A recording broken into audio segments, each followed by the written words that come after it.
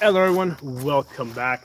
Today we're going to do an updated video on mixing and matching different AR uppers and lowers. Okay, so I did a video on this about 4 years ago.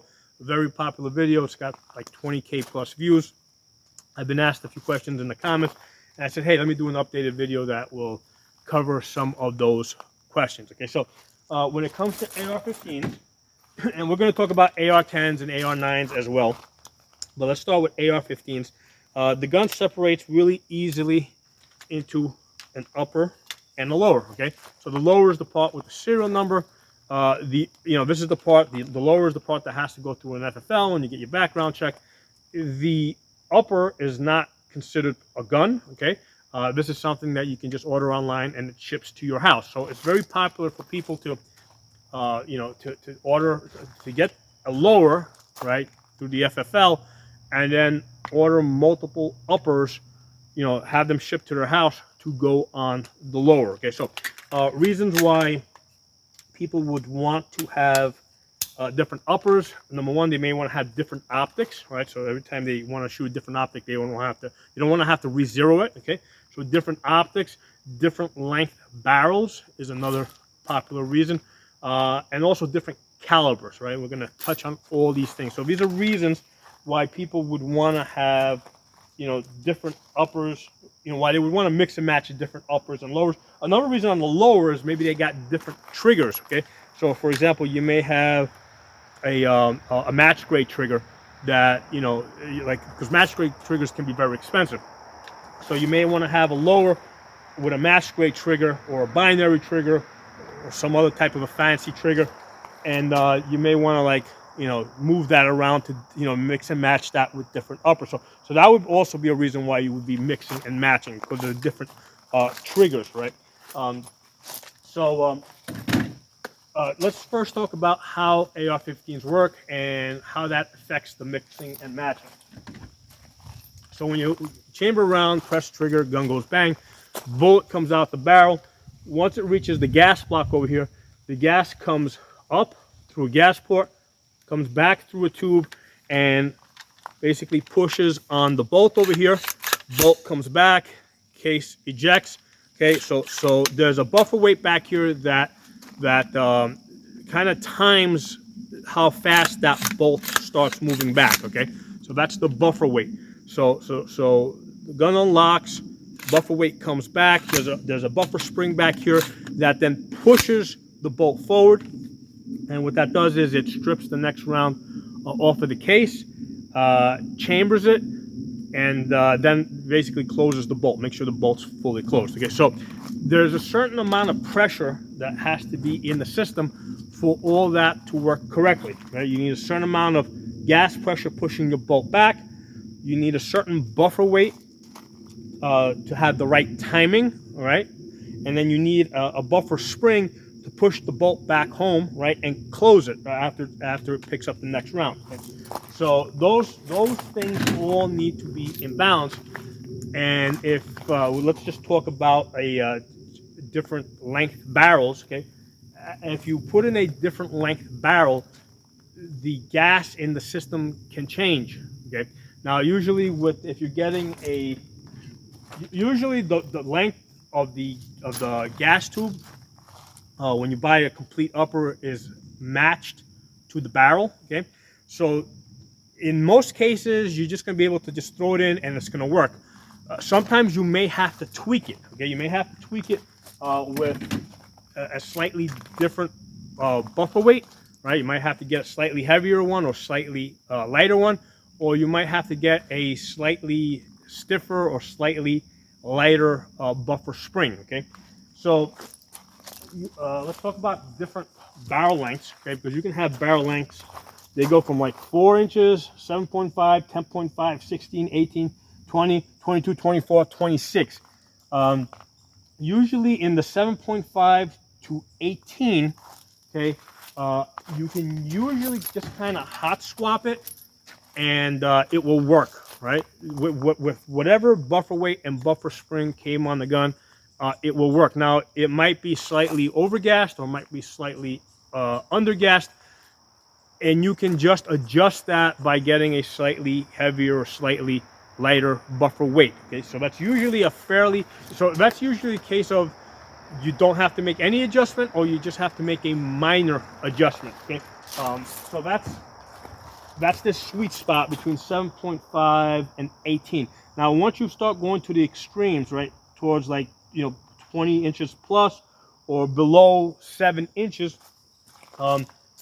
you might have to make more drastic changes to keep the gas system in balance. Okay, so a lot of times with especially if you're going 20 inches plus on the barrel length, you might have to get a longer buffer tube. Okay, a rifle length buffer tube, which will allow for a longer, heavier buffer weight in there. So at some point, adjusting the buffer weight and the buffer spring may not be enough. You may also have to adjust the length of your buffer tube. Okay, and sometimes you might even have to go a step beyond that and get an adjustable gas block. Okay, so that's usually the fix that's gonna fix the problem for sure. Okay, because with getting the right buffer weight, buffer spring, tube length, a lot of times sometimes there's a lot of trial and error with that. But if you have an adjustable gas block, especially if it's a very adjustable gas block, it's almost certain that you're going to quickly figure out what gas you want coming into the system. So with AR-15s, most people will tell you when you're shooting, you want the ejection pattern to be at 3 o'clock. I prefer at 2 o'clock, slightly over-gassed, right? So instead of ejecting here, I want it ejecting up here. This way the gun will work when it's dirty, okay? If it's ejecting like up here at 1 o'clock, 12 o'clock, it's usually way over-gassed, and you're going to have to put in a little bit more, a heavier buffer weight, maybe a heavier buffer spring. If it's ejecting, some people like it ejecting at 4 o'clock because it's a little smoother shooting, a little smoother recoiling, okay? But if you're ejecting like at 5 o'clock, or if it's simply not locking back on the last round, right? That's usually because there's a deflector here usually, so it's usually not going to get back to 5 o'clock. 4 o'clock is usually as far back as it goes, but you'll notice that you're not locking open on the last round. That's usually the first indication. Yeah, that means that you are under gassed. So if you that usually means a lighter buffer weight, okay? Or if you have an adjustable gas block, you can basically let a little bit more gas into the system. Okay, so those are the typical adjustments that that you may have to make. Okay, in some cases you may not need to make them at all, but depending on what your ejection pattern is, if you need a little bit more gas in your system, you might go with or if you notice that you're not locking back on the last round, you might need to go with a lighter buffer weight. Or if you notice that the rims are getting ripped or something along those lines, you got too much gas in the system, you might put in a heavier buffer weight. If that doesn't fix the problem, you may need to get an adjustable gas block. Okay, so those are some of the changes that you're going to need, that you might need to make as you mix and match different uppers and lowers. Okay, so yes, the uppers and lowers, if they're mil spec, they will mate together. But then there's a question of, okay, is the gas in the system in balance? Okay, and that's how you're going to adjust it. Usually buffer weight, buffer spring, and maybe different length gas tube, buffer tube, or worst case scenario, you might have to get an adjustable gas block. Okay, now next reason why sometimes people want different uppers is they want different calibers. Okay, so as far as different calibers, the easiest thing to do and the most common is to get a 22 conversion bolt. I mean, I shoot this all the time. So it's just, you get a kit. All it is a bolt and magazines. Usually it's a 3-pack, and you can shoot 22 rifle out of your AR-15. There's no gas that's coming. I mean, even though there's a gas hole here and a gas tube, there's not enough gas created by the 22 long rifle to cycle it. So it basically turns your gas AR-15 into a blowback. This functions just like a blowback. Okay, So that's the most common caliber conversion that people will make. Now, the next most common for an AR-15 is probably a 300 blackout, which basically they take in design, they take a 5.56 case, and they basically shove a 308 bullet into it. Okay, and so they're shooting a 308 bullet, a 308 diameter bullet out of your AR-15. Okay, so it's technically it's a, I wrote it down over here, 7.62 by 3.5. Okay, so we're gonna come back to this. There's a lot of time, in fact, in the comments, people were asking me about, converting their AR to a 7.62 gun. And then the confusion that becomes, well, 7.62, are you talking like 7.62 by 5.1? Are you talking 7.62 by 3.9? Or are you talking 7.62 by 3.5? Okay, so there can be, there's different 7.62 calibers out there. So when it comes to 7.62, we gotta know what we're talking about. The most common conversion that people will do is they'll get a 300 upper, and I think that it shoots the same. You can use the same bolt carrier, and you use the same magazines. Okay, now I don't have one, which is why it's like I'm not 100% familiar with it, but that's the information I've been able to collect on that. So that's a fairly easy conversion. The one thing you gotta be like super sure, right? You gotta be really careful because it uses the same 5.56 magazines, and the calibers, the cartridges look the same. If you accidentally mix in a 300 with your 5.56 and you accidentally shoot a 30 caliber bullet out of your 5.56 gun, you're gonna blow it up. Okay, so that's one of the reasons I don't have and I don't use 300 blackout cartridges, because for what I do, the speed at which I work with, the number of people, the way, basically that's an accident waiting to happen. So I don't mess with 300 blackout for that reason. Okay, so there's plenty of pictures on the internet of people blowing up 5.56 guns by shooting 300 blackout out of it. Now, it shouldn't chamber, right? But what happens is the way it chambers, because obviously how do you get a 30 caliber bullet into your 5.56? Well, what happens is when you chamber it, in some cases, the bullet gets pushed back into the case, okay, when you chamber, and that's how the bolt closes, and you're able to get ignition. Okay, so it's not always going to happen, but it can happen. So that's just a warning with 300 blackout, which is a very popular caliber. Now, there's other calibers out there that people will try to shoot, will basically convert their AR-15s to shoot. So the question becomes, with this caliber or that caliber, are these compatible with an AR-15? Well, when you're ordering it, you have to make sure that it is compatible with your mil-spec AR-15 lower. That's a question you got to ask. So one of the common questions is, can I get this mil-spec AR-15 lower to shoot 7.62 by 3.9? Okay, that's just your AK-47 round. Okay, so there's conversion kits out there that allow you to do it. Now, it's not just a question. I think you got, I mean, there's an upper, there's a change that's got to be made to the bolt. I think the different bolt face, and I think there's also a magazine adapter. So, in the case of 7.62 by 3.9, right, the AK-47 rounds, the upper that you would order and your mil-spec lower, they may not be hot swappable. You may have to do some other modifications. You may have to do something to allow a magazine, to allow the lower to accept that cartridge, because the issue with the 7.62 by 3.9, the cartridges are very tapered, and that's why AK magazines, like, they have a very big curve. Okay, so I'm just giving you guys an example there that there's a lot of, if you look on the internet, they'll give you like a huge list of calibers that are compatible with your AR-15, but they may not be hot swappable. You may have to do additional modifications. Okay, so that's something that you got to ask, the seller, basically. You're buying it from, or the manufacturer. Is it hot swappable, or can I just throw on the upper onto my lower, or do I have to make modifications to my lower? Okay, so that's the question to ask with that.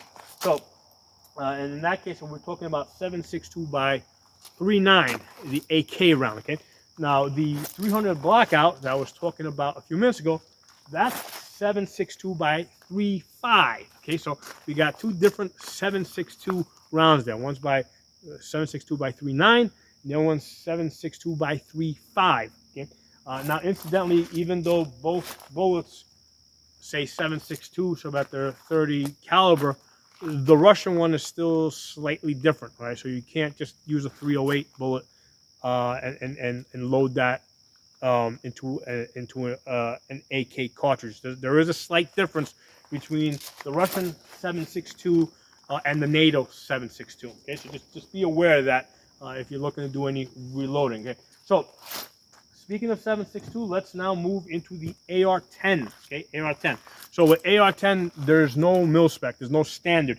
So just because you got one company that says they sell AR-10s and another company that sells AR-10s, does not mean that the AR uppers from one company are going to fit the AR-10 lowers from a different company. Okay, they usually don't. Okay, with AR-15s, which we were talking about earlier, you can expect that if you buy an AR-15 from one company, an upper from one company, an AR-15 lower from another company, with AR-15s, right, especially if we're talking about 5.56 caliber, you can expect that the uppers and lowers will fit. There may be some exceptions out there.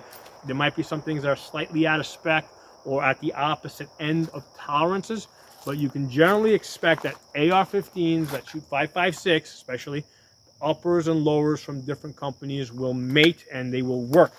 With AR-10, expect the opposite. Okay, uppers and lowers of AR-10s from different companies will generally not mate. They will generally not work. Now, if you do significant modification, you might get them to mate. You might get them to work, but now that's gunsmithing, right? You gotta do a lot of extra work. In fact, even within the same company, they sometimes have different generations. Okay, so it doesn't. So generation 1 may not match up with generation 2 or generation 3 or etc. So when you're ordering AR-10 uppers and lowers, they should be from the same company. Okay, and they should be of the same generation, unless you are specifically told that you can mix and match different generations, or if you're trying to mix and match from different companies, you have to be told by company A that their product is going to, work in company B. Okay, so that's one of the things that you gotta know for sure. Now, as far as mixing and matching AR-10 uppers and lowers, usually, like I got this one over here. This is from Palmetto. So Palmetto tells you that this is Gen 3. They will tell you that their Gen 3 product is backward compatible with Gen 2 and Gen 1. Okay, so it's one of the things you gotta know. Okay, and also they will, like Palmetto makes, this is a 308 caliber. They tell you that their 6.5 Creedmoor upper will fit on the 308 lower. Okay, so you have to be told, right, that their 308 upper and their 6.5 Creedmoor upper will work on the same PA-10 Gen 3 lower. Okay, now within the same company, right, within Palmetto, they also have their Saber line. Okay, they got their Saber line AR-10. Okay, so now this is a different AR-10 brand within the same company that is not compatible with this. Okay, so sometimes within the same company, they have different lines that are not compatible. So you have to, like, do your homework. You got to ask questions. Okay, I want this upper. Will it match that lower? Okay, send them a link from one, send them a link from the other one. Ask them specifically if these two will work, and if they don't work, can you return it? That's a really important question, right? Can you return it? So with AR-10s, okay, again, we've got issues of sometimes we want, because I got a 20-inch barrel here. At some point I want to get a 16-inch barrel. With AR-10s, you absolutely want to have an adjustable gas block. Absolutely. Yeah, absolutely. Now, this is the reason for this, right, is because 308 caliber, there's very wide variances. Okay, so I've tested out, because usually like it's 5.56. I will test out like different brands, and I think the most I've ever seen on the same barrel, right, same barrel length, 16 inches, is maybe a variance. I think the max I've ever seen was maybe 150 feet per second, maybe 200 max. Okay, that's the most I've ever seen as far as a variance, right? When I'm shooting 5.56 or 223, different brand ammunitions out of a 16-inch AR-15. Okay, with 308, I have seen variances out of the same 20-inch barrel here. I have seen variances as much as 400 feet per second. Okay, so with 308, there's a very big difference. So you need to be able to adjust the amount of gas that's coming into the system. So the nice thing about Palmetto, this Gen 3 has 17 adjustable gas positions. Okay, so it's highly adjustable. So with 308, it's 2 or 3 or 4 adjustable gas positions is probably not enough. Okay, you need a lot. You need like 17 plus, because 308 ammunition varies a lot. They sell it in very different gas pressures. For a long time, 308 ammunition was intended and sold to hunters to be shot out of like bolt action rifles, where cycling, right, or semi-automatic cycling was not an issue. Okay, so over time the variances got further and further apart. Hunters, a lot of times, they were asking for lighter recoiling ammunition. So with 308, you're gonna run into big variances like that. You absolutely have to have an adjustable gas block, otherwise you're gonna have problems. You're gonna have problems, or you're gonna be limited to like, okay, this is the ammunition that works for my gun.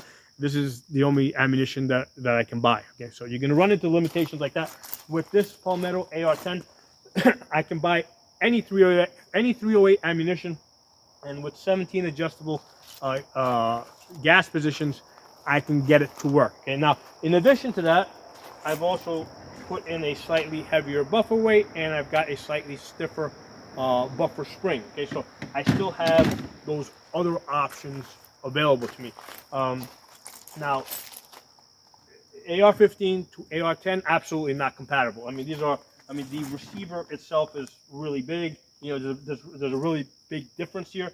The magazines are different. Okay, so AR-10, AR-15, very different guns. That's a question that I was asked many times. Can I get a 308 to shoot out of an AR-15? Absolutely not. Very different pressures. Even if you could get it to fit on it, I don't think that the AR-15 lower would last very long. Okay, so yeah, you can get 308, 7.62 are usually compatible on the same lower. Okay, there's probably a couple other calibers in that power range that will also fit on that lower.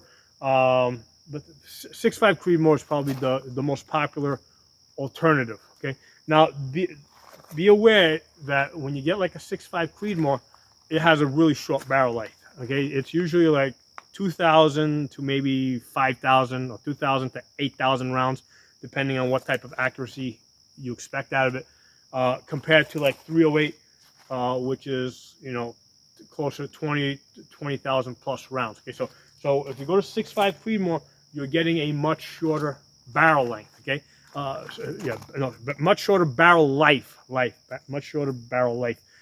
If you go to 6.5 Creedmoor, which is the reason why I stuck with 308. Okay, because I want to be able to shoot 20,000 plus rounds.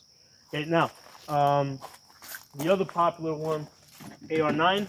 Okay, AR-9s. Usually, but not always, these are blowback guns. Again, these are proprietary guns. Okay, so again, you don't expect that you're going to be able to buy an upper from one company and get it to fit on a lower from a different company. Sometimes there might be exceptions. You got to check, verify, be told, specifically be told that it will work and that you can return it if it will not work. But usually, no, you gotta buy your uppers and lowers from the same company. You can definitely get them in different barrel lengths, right? So if you got like, you get a lower, yeah, it makes, if you get an AR9 lower, it makes sense to get uppers of different barrel lengths and have fun with it. One of the things that you got to consider is what type of magazine do you want it to take. I like ones that take Glock magazines, right? There are other options out there. The Glock magazines usually do not have a last round bolt hold open. So I like using the Glock ones because I got lots of Glock magazines. They work well. They're very reliable. Don't have a last round bolt hold open. Other companies have a different magazine design where you do have that last round bolt hold open. Usually more expensive. Sometimes there's reliability issues. That's something that's company specific. You got to look into it. Yeah, generally not compatible, especially if you're seeing that, you got a lower from one company that has a last round bolt open, yeah, and yours is the opposite. Definitely don't try to mix and match those. Okay, those are definitely not going to work because this is a blowback. Okay, you don't have gas coming into the system. Okay, so this is a straight blowback. It's like a 22. There's no rotating bolt. There's no gas tube. So it works just like a pistol. The recoil is the only thing that pushes the bolt back. Okay? The issue that I have had with 9mm ARs is because it's a direct blowback. There's no rotation to slow down the action. So the Palmettos, they usually sold with a 4-ounce buffer weight, and I find that usually beats the gun up too much. It's just too much. The recoil, the action's a little bit too fast, a little too hard. So even though they're sold with a 4-ounce buffer weight, I put in an 8-ounce, and then that kind of cushions it, slows it down a little bit. So that's usually the only thing that you need to concern yourself with. But because there's no gas coming into the system, no matter what upper you throw on this, whether it's a 4-inch or whether it's a 16-inch, or if they make it longer, whatever it is, there's no gas in the system, so that's not going to be an issue. The only issue is the action coming back too hard. Now, as you go from a longer barrel to a shorter barrel, okay, how much that recoil, how much pressure is pushing back on the gun, it might change a little bit. Okay, so I just put an 8-ounce buffer weight on everything, and I find it works fine. The gun doesn't beat itself up. Before I did that, when I used to have with the original 4-ounce buffer weight, sometimes I would break the hammer pins. The hammer pins would break on me. Okay, so by going to the heavier 8-ounce buffer weight, I no longer have that problem. So I covered a lot of stuff in this video that I think I didn't cover in the first video, and it was kind of meant to kind of fill that gap in. So it's basically a part 2 video. So if you guys got any questions, please let me know, and we'll talk again soon.